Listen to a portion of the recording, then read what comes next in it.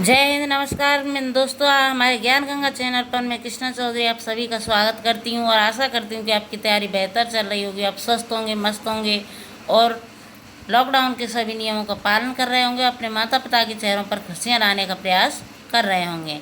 तो आज कल हमने क्या है कि हमारे व्याकरण, हिंदी व्याकरण में और स्वर और व्यंजनों का वर्गीकरण, उनकी संख्या और सही उनका जो वर्गीकरण है कि जीव के आधार पर और कंठ, तालव्य सभी उनका वर्गीकरण करके बताया था।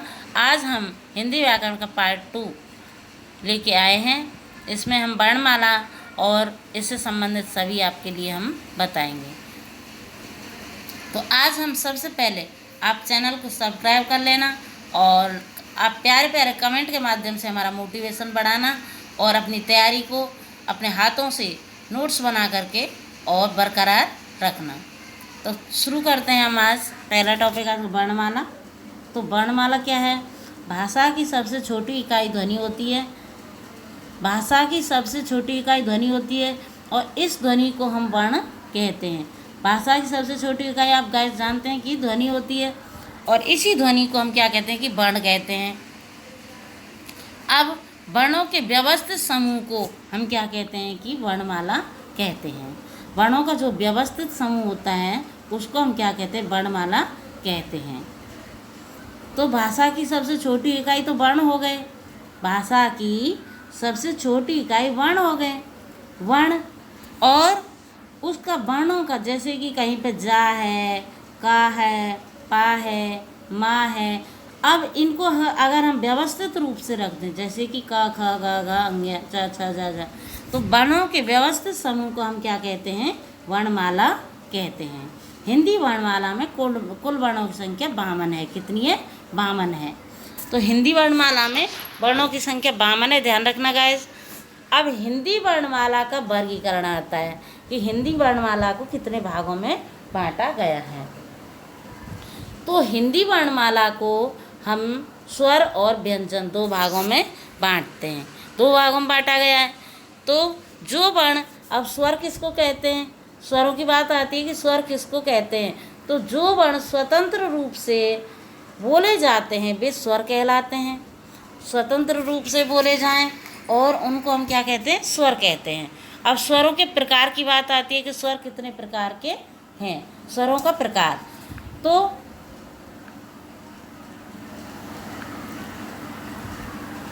सबसे पहले मूल स्वर, लघु स्वर, ह्रस्व स्वर, इन्हीं का नाम है। ठीक है, इनको हम मूल स्वर भी कहते हैं, इनको हम ह्रस्व स्वर भी कहते हैं, इनको हम लघु स्वर। कभी कभी कंफ्यूज करने के लिए क्या है कि इसी में कभी पूछ लेता है कि मूल स्वर कितने हैं या ह्रस्व स्वर कितने हैं या लघु स्वर कितने हैं। तो सभी नाम हमने आपके सामने रखे हैं। तो जिनमें एक मात्रा का समय लगता है उनको हम लघु स्वर या मूल स्वर कहते हैं। ठीक है गाइस, ध्यान रखना, जिनके बोलने में एक मात्रा का समय लगता है उनको हम मूल स्वर या लघु स्वर या ह्रस्व स्वर कहते हैं। इनकी संख्या 4 है। कितनी है? 4। छोटा, छोटी, बड़ा, छोटा ऊ और रिरी, ये क्या है? 4 मूल स्वर। फिर हैं आपके दीर्घ स्वर। तो नंबर 1 मूल स्वर, नंबर 2 दीर्घ स्वर। दीर्घ स्वरों के बोलने में 2 मात्रा का समय लगता है। तो वो कौन कौन से हैं? बड़ा आ, बड़ी ई, बड़ा आ, बड़ी ई, छोटा ऊ, बड़ी ए, छोटी ए और बड़ी ए। ये 5 हैं। ये कितने हैं? इनकी संख्या 5 है। 2 मात्रा का समय लगता है इनमें। अब आते हैं प्लुत स्वर। तो प्लुत स्वर कितने हैं? प्लुत स्वरों में के बोलने में 3 मात्रा का समय लगता है और ए, ओम, ओम है, ये क्या है? प्लुत स्वर है। तो इनके बोलने में क्या है कि 3 मात्रा का समय लगता है, तो इनको हम प्लुत स्वर कहते हैं। अब स्वरों के उच्चारण में बहुत कम समय लगता है। बहुत कम समय लगता है, वे मूल स्वर कहलाते हैं। जिन स्वरों के उच्चारण बहुत ही कम समय यानी 1 मात्रा का समय लगता है उनको मूल स्वर या क्या कहते हैं कि या उनको ह्रस्व स्वर कहते हैं। ह्रस्व स्वर या लघु स्वर भी इन्हीं को कहते हैं। तो ये कौन कौन से हैं? छोटा, छोटी ई और छोटा ऊ। अब है कि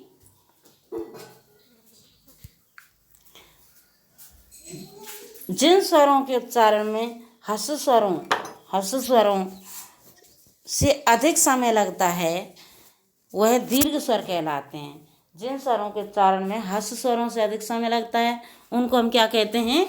दीर्घ स्वर कहते हैं, दीर्घ स्वर कहते हैं। तो जिन स्वरों के उच्चारण में क्या है कि ह्रस्व स्वरों से अधिक समय लगता है उनको हम दीर्घ स्वर कहते हैं, बड़ा आ, बड़ी ई और छोटा ऊ। और जिन स्वरों के उच्चारण में सबसे अधिक समय लगता है वे स्वर क्या कहलाते हैं? प्लुप्त कहलाते हैं, प्लुप्त स्वर। इनको हम जैसे ओम, 3 अक्षर का समय लग रहा है इसमें, 3 वर्णों का।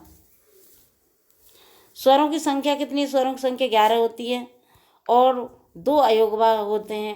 वो अयोगवा स्वर 2 होते हैं, तो 11 और 2 कितने हो गए? 13 होते हैं। 13 स्वर होते हैं। कौन कौन से? छोटा आ, बड़ा आ, छोटी बड़ी, छोटा ऊ, बड़ा ऊ, रिर्री, छोटी है बड़ी है, ओ। ये कितने हो गए? 1 2 3 4 5 6 7 8 9 10 11 और 2 अयोगवा हो गए अंग और अह। तो ये कितने हो गए? 13 हो गए आपके। तो टोटल 13 हो गए। अनुस्वार के लिए इस निशान का प्रयोग करते हैं, ये चिन्ह है जो, तथा विसर्ग के लिए इन चिन्हों का प्रयोग करते हैं।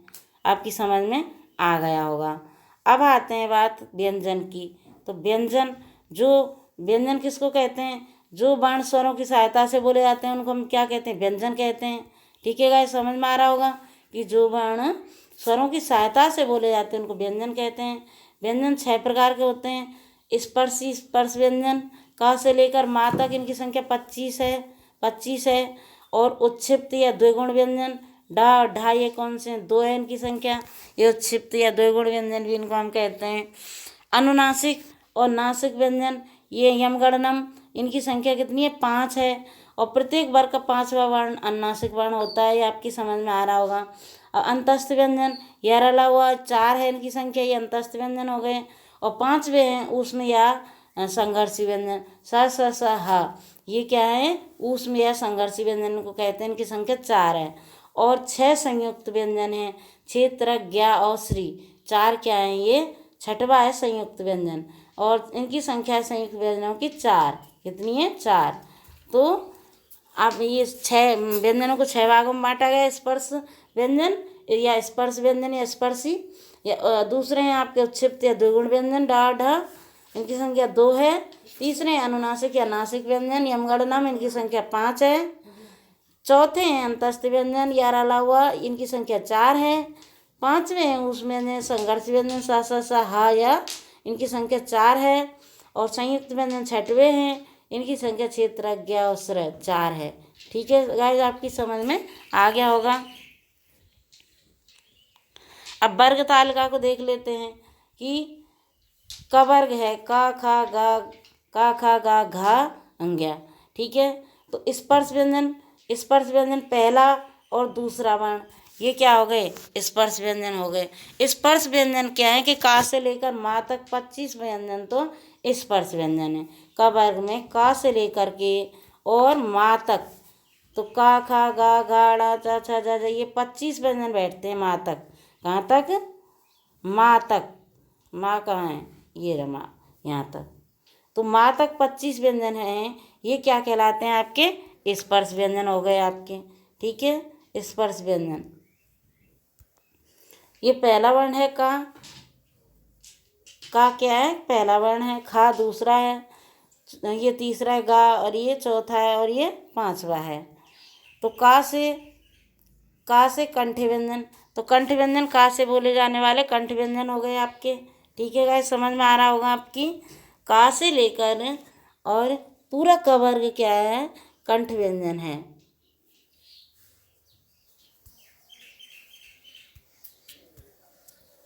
क वर्ग कंठ व्यंजन है।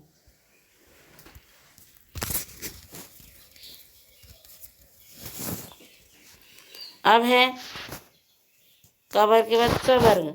च वर्ग में च छ ज झ अंग्या, चा से तालव्य व्यंजन, ये क्या है?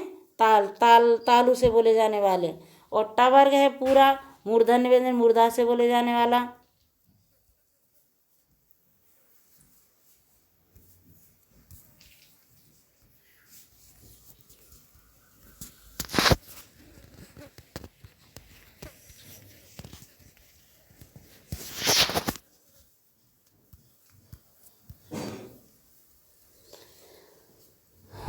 अगला है आपका ट वर्ग मूर्धन्य व्यंजन, और त वर्ग है त थ द ध न त दंत व्यंजन, और प वर्ग है प वर्ग पूरा पा फा बा भा, ये ओष्ठ व्यंजन कहलाते हैं। तो व्यंजनों का वर्गीकरण आपकी समझ में आ गया होगा गाइस। तो आशा करती हूँ कि ये क्लास आपको अच्छी लगेगी और मतलब आप नोट्स बना करके तैयारी करेंगे। तो आज के लिए जय हिंद, वंदे मातरम। सब्सक्राइब कर लीजिएगा और कमेंट भी करिएगा।